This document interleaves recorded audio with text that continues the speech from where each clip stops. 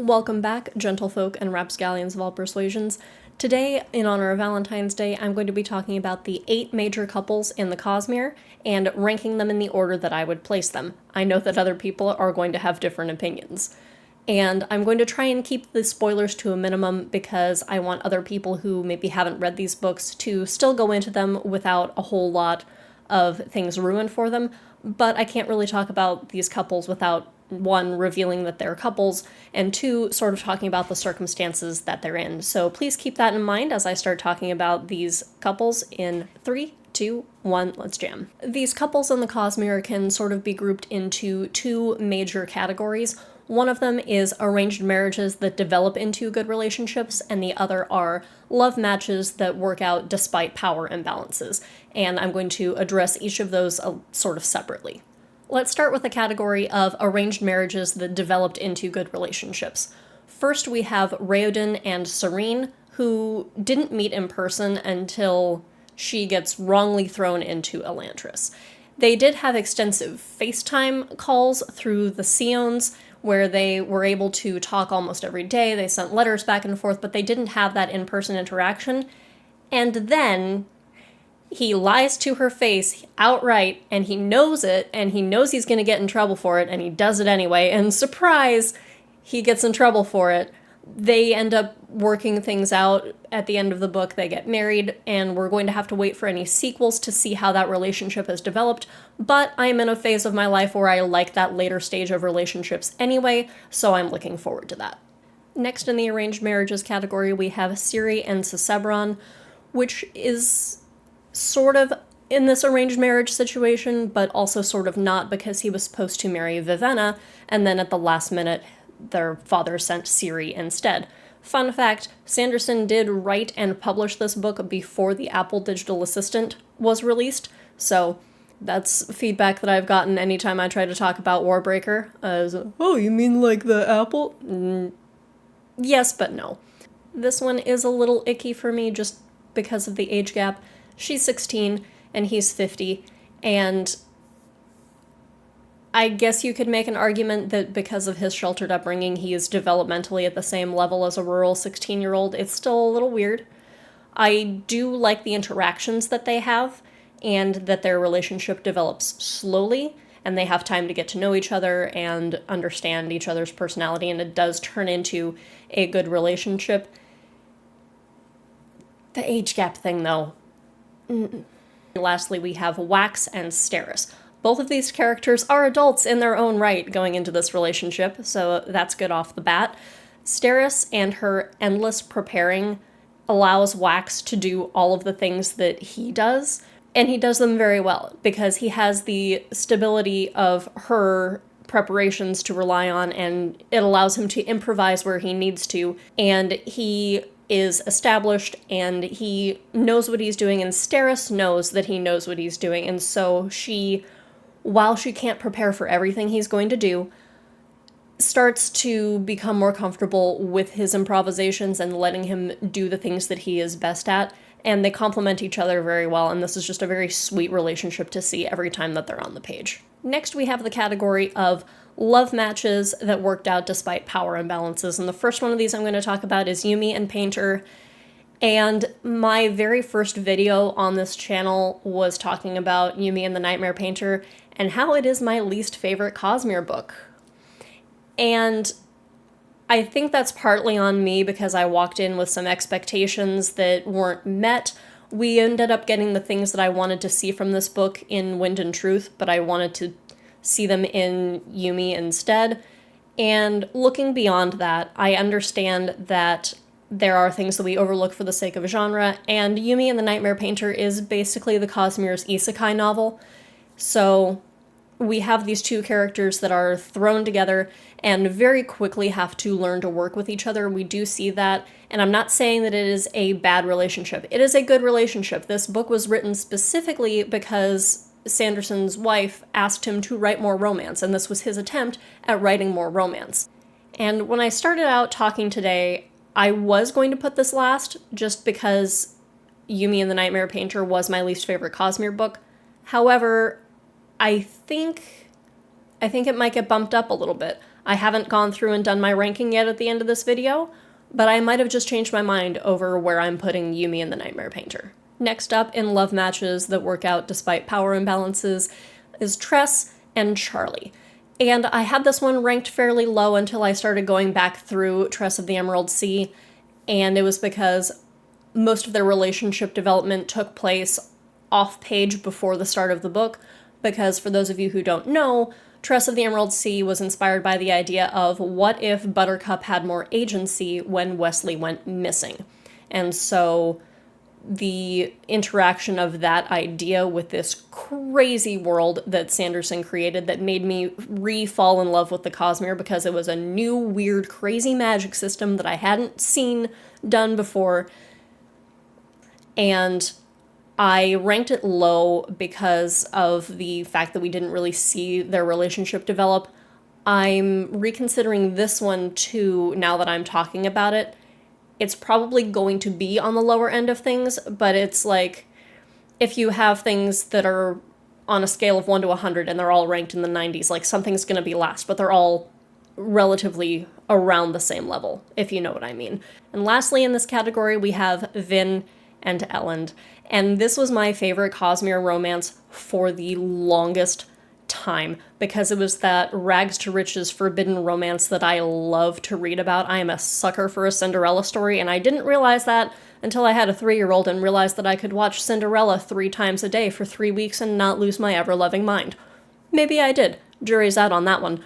But the fact that we have this massive class imbalance, it's Ocean's 11 meets My Fair Lady, and I love Mistborn so much. And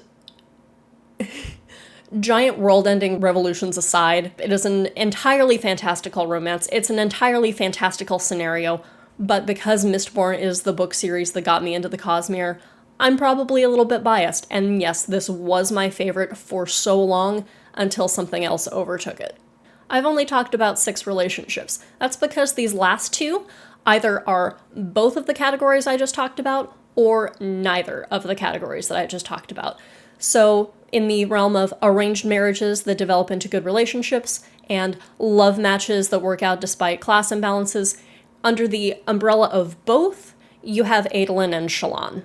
These 2 go through a lot. Shallan goes from trying to steal from his cousin, who is arguably the most powerful woman in the world, to herself becoming one of the most powerful women in the world. And Sanderson hangs a lantern on this at the end of Words of Radiance, where their betrothal has gone from the third in line to the throne of one of the major world powers and a scion of a relatively unknown house from a foreign country to the son of a man who has become mired in notoriety, engaged to one of the few people in the world who is connecting with ancient magics and has the potential to save the world. And Adolin is also a bit of a himbo, and it's kind of a meme throughout The Way of Kings that he has gone through literally every eligible daughter of nobility within his own country and has had to look outside the country to find somebody that he wouldn't screw up a relationship with.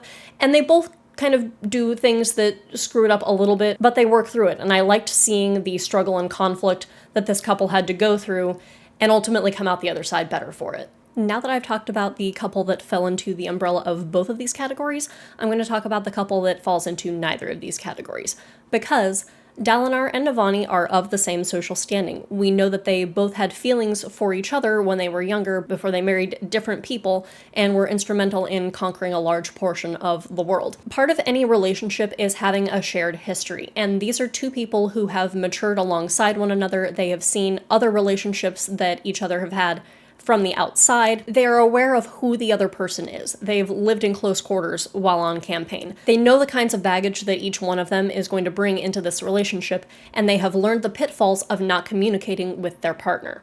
They're open and honest with each other even when it hurts, and they have learned how to be vulnerable with each other. They accept each other for their faults but push them to be better, because the most important step you can take is always the next one. So, it's time to give my rankings. I think at the bottom of the list, I'm actually going to put Raoden and Serene. I walked into this video thinking it would be Yumi and Painter, but I reconsidered as I was going through. In 7th place, Yumi and Painter. There are just other relationships that I like more, but they're no longer at the bottom. Excuse you, sirs. but they're no longer at the bottom of the list. At number 6, we have Ciri and Cesebron. I originally had them at number 5 when I was walking into this video, and then the more I was talking through it, I was like, no, I'm gonna bump them down just a little bit. Number 5 is actually going to be Tress and Charlie, because we do end up seeing more of their relationship than I thought, because it had been a while since I had gone through Tress of the Emerald Sea. 4th place, we're going to have Shallan and Adolin. I know I'm going to get some hate for putting them this high, because a lot of people don't like Shallan, but they are a really good couple. It's not maybe the most exciting thing to read about sometimes, because there's so much happening in the Stormlight Archive, but they really do have a good relationship, and I love them for that, and that's why they get 4th place. Number 3, I'm putting Wax and Steris. I'm going to get some hate from this one too, because this is a beloved couple in the fandom, and frequently comes out as people's number 1 favorite relationship. I understand it, because they work so well together, they are such a perfect match, and they are a good, like, these top 4 are very close, guys, but some things have to come out on top of one another, and I'm sorry for that. 2nd place, Vin and Elend. I already acknowledged that I'm probably biased because Mistborn is what got me into the Cosmere in the first place. It's what got me back into reading after that slump that you kind of have in high school and college, where all the books that you're reading are books that you have to read and not books that you want to read. And so because of that, I probably have nostalgia for it. I'm a sucker for a Cinderella story, and this is why Vin and Elend get 2nd place. So then, 1st place, obviously, is going to be Dalinar and Navani, and the only reason the Dalinar and Navani went out is because of the place that I am in my life when I'm making this video. I am much more interested in the mature aspects of a long-term relationship than the new falling in love excitement, which is why I don't read a lot of romance books. And yes, when I read Mistborn, I was a teenager. I was a legal adult, but I was still a teenager. And I loved that almost romantasy aspect that Mistborn had to it. This is also why the maturity of Dalinar and Navani's relationship appeals to me now, 15 years later, because I have matured alongside the Stormlight Archive. And now let's have a couple of honorable mentions. Wayne and Melon. She ultimately breaks this one off, and he doesn't spiral afterwards, which is a sign of a healthy relationship. You just know that Wayne explored some curiosities that are only possible in the kind of situation that a Khandra is uniquely able to do. They're sort of in the middle. I'd put them on the same level as, like, Tress and Charlie or Shallan and Adolin. 2nd honorable mention is Alrienne and Breeze, because we can't talk about Wax and Steris without talking about Alrienne and Breeze, because Wax is a descendant of Lord Ladrian from Era 1. There's an age gap here too, but it's a much smaller age gap than between Ciri and Cesebron. Alrienne is securing her future the best way that she knows how, as the daughter of a noble house, by attaching herself to another relatively powerful man who has the means to be able to take care of her, and also has shown romantic interest in her, so she is pursuing him, and he feels a little weird about it because he's like, I'm 40 and she's like 19. Ultimately, I think the biggest thing that they're going to have to deal with is the gap in life experience between the two of them. We assume that they worked it out because the line did continue. We don't know what kind of relationship problems they might have had because we never see that interaction between them beyond the end of Hero of Ages. Next in honorable mentions, we have Sazed and Tindwyl. This is a relationship of contentious scholars who grow closer to one another in the pursuit of knowledge when they're trying to save a world-ending situation. If you watched Agents of S.H.I.E.L.D. and you shipped Fitzsimmons, this right here, go read Mistborn Era 1 right now. There's something that happens which drops them lower on the scale, but I'm not going to talk about that because spoilers. I'll rank this one... Let's say that this is around the level of Tress and Charlie as well. And yeah, I'll throw Vin and Zane in here. Yes, I shipped them. Yes, I was 19. Yes, I realized it was unhealthy, even at the time. 0 of 10. When somebody shows you who they are, believe them the first time. At least Vin figured it out before it was too late. This is absolutely the bottom of the list. If I could give it negative points, I would. He pinned one of her struggling arms to the floor with his knee, and then, in a strangely surreal moment, he kissed her. And at the same time, he rammed his dagger into the side of one of her breasts. Vin tried to cry out, but his mouth held hers as the dagger cut her flesh. Nope. Don't worry, it's fine. She kills him 3 pages later. So, Now that some of you who have known me for half a lifetime are laughing your faces off, let me know down in the comments why my opinion is wrong. Do all those delicious things that feed the almighty algorithm, like, share, and subscribe, and happy Valentine's Day. I'll see you next time. Bye.